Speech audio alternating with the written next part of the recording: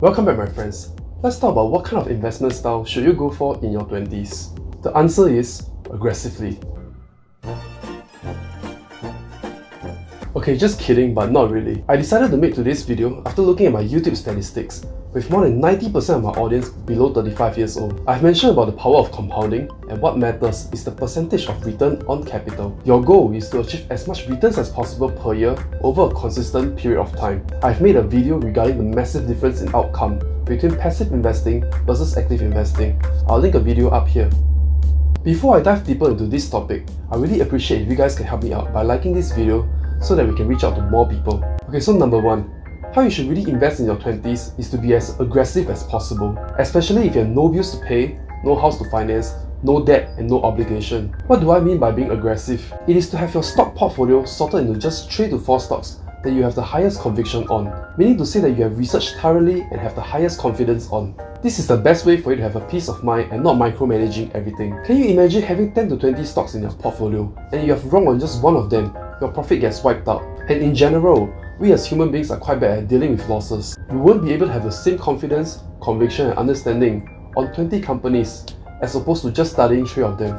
The same brain you are using to make a decision dealing with losses is the same brain space that you can use to find incredible opportunities to make profit. Your risk appetite can be higher when you don't have kids or dependents to take care of. You wouldn't starve because your earning power will most likely grow too. What you ideally want to do is to have your savings growing at the maximum speed along with your salary, instead of diversifying just for the sake of diversifying. Let's say, for example, if you know a company that's growing at 5 times in 5 years and the stock price will likely follow, would you diversify your capital and allocate it into something that only grow 1 times in the next 5 years? That sounds pretty nuts to me, yet this is what a lot of people are doing because they don't have conviction in the companies they have invested in.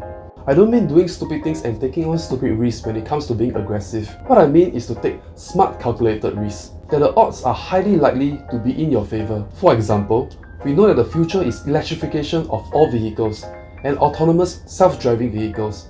And who is in the lead with zero real competition? Yes, and that is Tesla. Hence, that is why I'm heavily invested in Tesla in my 20s. You should have more than 50% of your portfolio in the most innovative and disruptive companies. Apple, Google, Facebook, Amazon, and Microsoft have already matured and slowed down their growth rate significantly. Good companies follow the S-curve growth. It is your job to find a company so disruptive in their industry that they will replace existing product in the market. One example of that is when Apple produced the iPhone.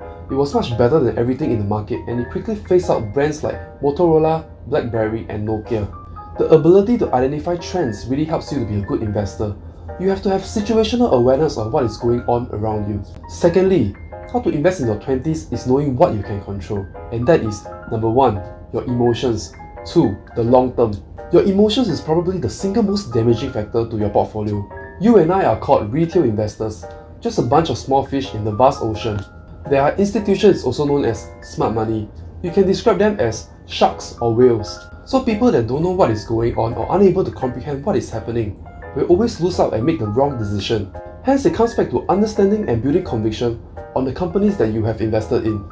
In the short term, institutions can do a mass sell-off and that will scare most retail investors away. But what you can control is the long term, where institutions and Wall Street are slow at times to realize. Just park your money into great businesses and hold, and you will be greatly rewarded. Hence, look at investment in 5 to 10 years horizon and go for the long game, because long term is what you can control. Lastly, as cliche as it sounds, how you should really invest in your 20s is investing in yourself. Read more books, understand how great people get things done, learn how to invest, and what is changing in the investment landscape. Those that will do well in life are the ones that never stop learning. Why I view investments as the universal skill applicable to everybody is because buying and owning assets that will pay you helps you to free up your time. And time is actually the most valuable asset anyone can have. You can use it to upgrade yourself, do things that you are passionate about, spend time with people you deem the most important. Whereas money is something that can be printed by another human being. So for me, what I'm passionate about are economics, finance, and building wealth. I'll use YouTube as a platform to give value and help as many people as possible by sharing my skill set. Building wealth is actually a knowledge gap and also how much value we can bring to others. I'm still on this journey and as I go, I will share my experience to help you guys close up the gap. You can in turn return the favor by simply liking this video and subscribing to my channel. Thank you. With that, I end off today's short video. I will see you next week.